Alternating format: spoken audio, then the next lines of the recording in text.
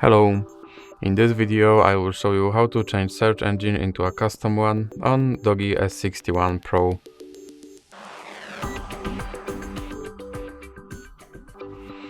So you have to start with opening your internet browser, and now you have to go to your custom search engine website, and for this video I will use yep.com.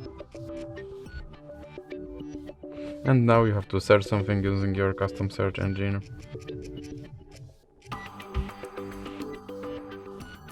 And now you can click here and go to settings and click on search engine. Any recently visited, you should have no yep.com option, so you can select that and then click back, and as you can see my search engine is set to yep.